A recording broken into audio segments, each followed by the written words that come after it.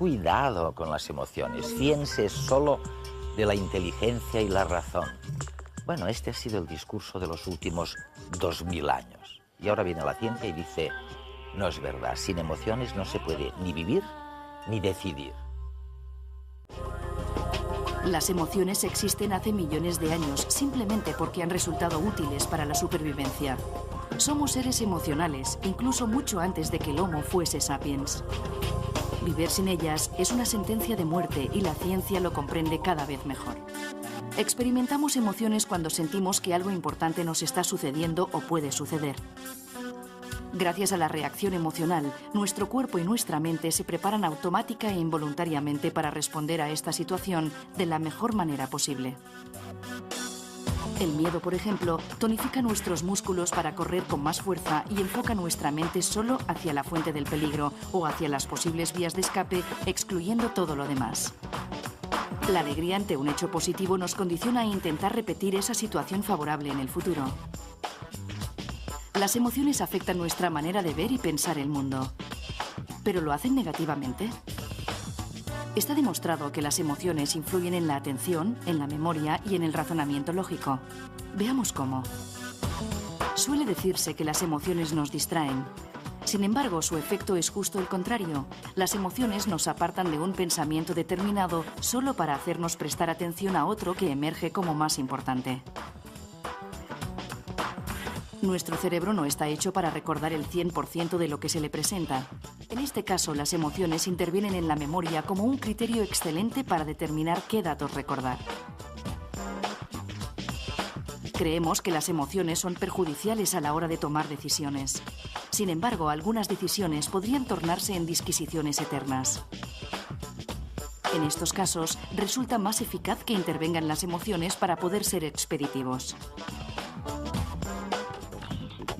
Necesitamos emociones no solo para sobrevivir al tránsito de la ciudad, sino también para tomar ciertas decisiones de manera eficaz, para comunicarnos y comprender a otras personas, y en definitiva, para asegurar la transmisión de nuestros genes. Después de 30 años investigando la universalidad de las emociones básicas, Paul Ekman es una de las personas que más sabe del mundo acerca de cómo expresamos nuestros sentimientos. ¿Para qué sirven las emociones? Bueno, yo no las diseñé, de manera que el científico tiene que hacer las preguntas de qué sucede, cuándo y cómo. Y no hay mucha gente que haga la pregunta de por qué sucede, porque es muy difícil obtener una respuesta científica. Te puedo ofrecer mi teoría, pero solo es la mía. Y las pruebas funcionan con la teoría en este momento, pero no es más que una teoría, no es un hecho. La universalidad es un hecho. Pero, ¿por qué es el sistema de señales universal más importante que tenemos para informar a otros miembros de otras especies de lo que nos sucede?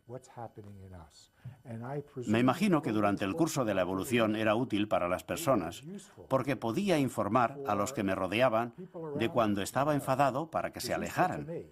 Y también por mi cara de miedo cuando había algún peligro, un predador. Cuando me lo paso bien, quería decir que quiero más. Y cuando lo estoy pasando mal, quiero que me ayuden. Incluso ahora que en el siglo XXI tenemos unas vidas más individuales y pensamos que quizá es mejor no saber cómo se siente todo el mundo. Durante toda la historia de la evolución ha sido justo lo contrario. Ha sido muy útil, ya que de otra manera no existiría. ¿Existe de veras una expresión facial ideal que exprese la agonía y la tristeza? Ahí la tenemos, ¿eh? Sí, es muy intensa y probablemente no podría serlo más. Pero si pensamos en las circunstancias de esta pobre mujer, se acaba de enterar de que habían encontrado el cuerpo de su hijo, un adolescente. Durante meses se había dado por desaparecido, pero ella todavía tenía esperanza de encontrarlo vivo. Sin embargo, lo habían secuestrado, torturado y matado. Ella tiene, como la tendría cualquier madre, una angustia tremenda. Y por supuesto no hace falta entrar en los pequeños detalles. Cualquiera puede verlo, ya que todo está marcado en su cara. Las cejas que se levantan en ángulo, Este es el signo más fiable de la tristeza. También se puede ver cómo las mejillas se levantan y los labios están estirados y arqueados, como si estuviera gritando.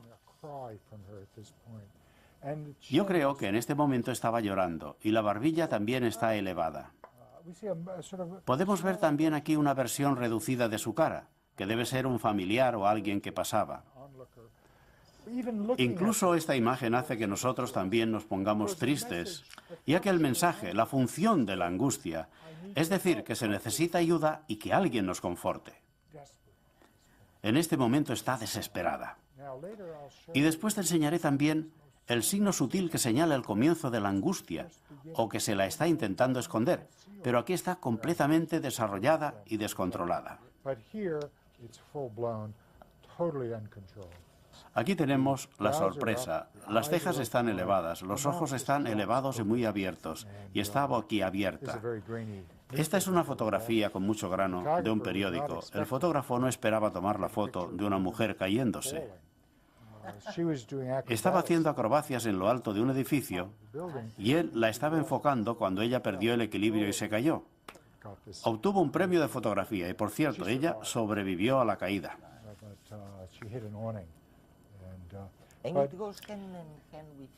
Y dices que eso está muy vinculado al miedo. La sorpresa es la emoción más corta, porque tenemos que estar sorprendidos hasta que sabemos de qué lo estamos. Siempre se trata de algo inesperado, y después se puede estar o aliviado, o divertido, o con miedo. Muy a menudo se siente miedo, porque a menudo las cosas inesperadas nos suponen una amenaza. Paul, ¿y cómo es que algunas personas disfrutan con el miedo? E incluso del terror. Cualquier emoción se puede disfrutar, y hay gente que disfruta incluso con las emociones negativas. Por ejemplo, a mí no me gusta llorar, pero hay gente que quiere leer novelas que les hagan llorar, o quieren ir a ver películas que les hagan llorar. Hay otros a los que les gusta sentir miedo, como son con las películas de suspense, que cuando voy a verlas yo estoy sentado al borde de la silla y cuando miro las caras de los que me rodean, todos tienen caras de miedo. Pero por supuesto no es verdad. No se corre ningún riesgo y es como un ejercicio emocional.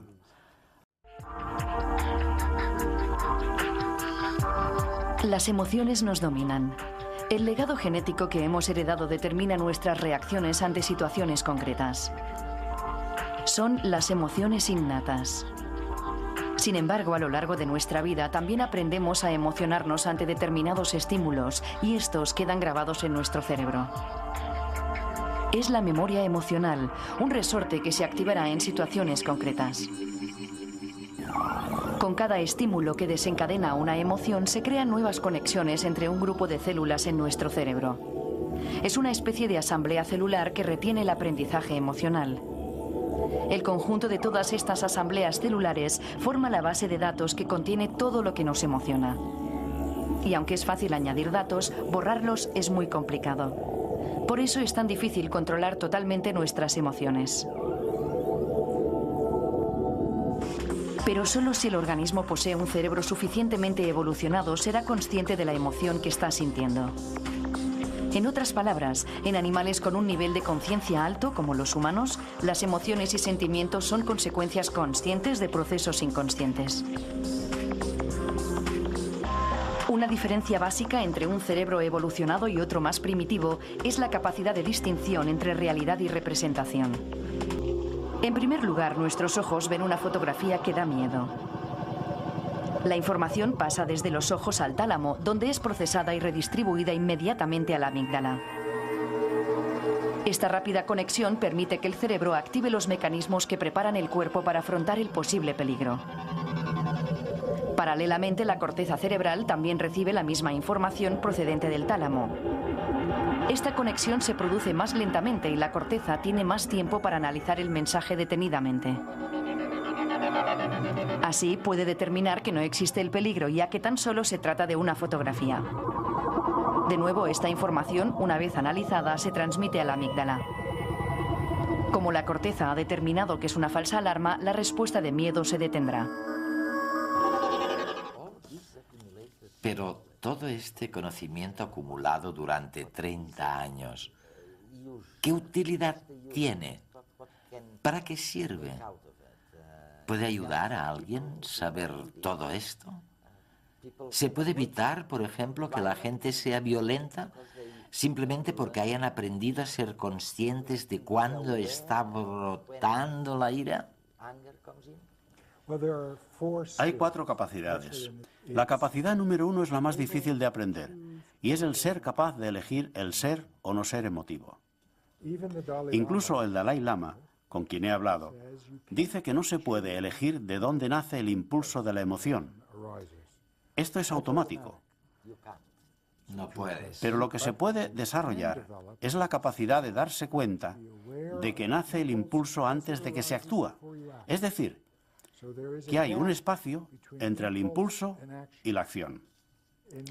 En casi todos nosotros este espacio es muy pequeño, pero se puede ir ampliando para adquirir esta capacidad, aunque sea en ocasiones para decir, no quiero responderte con enfado a tu enfado, o voy a hacer esto y no me va a superar la sensación de miedo.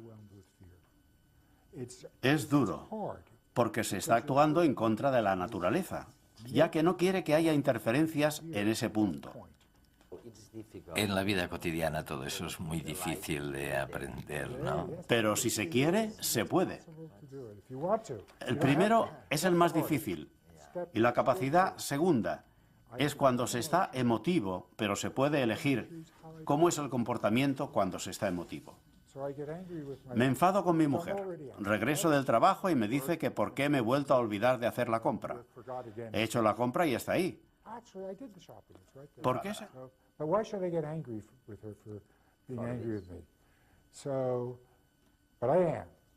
¿Cómo voy a comportarme para expresar mi enfado de forma que maximice la utilidad del enfado para ella y para mí? ¿Se puede elegir? El impulso natural, desgraciadamente, cuando se está enfadado, es herir a la persona con la que se está enfadada. Y eso hace que se destruya todo y que las cosas vayan a peor. Lo que hay que intentar hacer es dirigir el enfado hacia la acción que ha herido, no hacia la persona como actor. El tercero es una bomba. Los 2 primeros son duros y hay que trabajarlos de forma continuada, pero mejoran la vida. El tercero es aprender a ser más sensibles a las emociones de otros. Si tengo una emoción que es completamente visible en mi cara o en mi voz, no hace falta aprender a reconocerla. Pero a menudo las emociones se esconden o son tan sutiles que no se ven. Y yo tengo la herramienta, que ya hemos visto, que enseña a todo el mundo a reconocer esto y a saber automáticamente cómo se siente la otra persona, incluso si ellos no saben cómo se sienten. Es increíble. Una información que se puede ver en la micro... Eso es, en la microexpresión facial. Y luego está la última capacidad.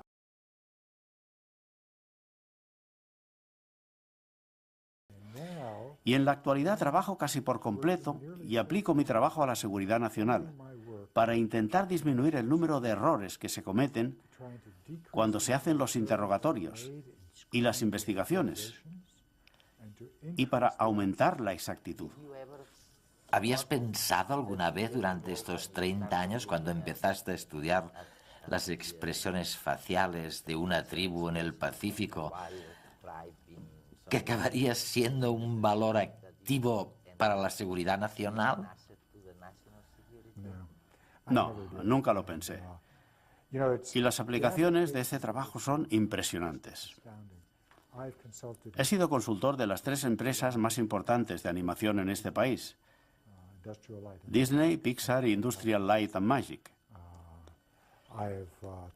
He formado actores y he rechazado la petición de algunos políticos para hacerlos más creíbles. Y mi trabajo se ha utilizado en un contexto médico para evaluar a pacientes que están en riesgo de sufrir enfermedades coronarias. Esto quiere decir que la cara, las emociones, se aplican en todas partes y en todo lo que importa. Y lo que he hecho es abrir y revelar cómo funciona.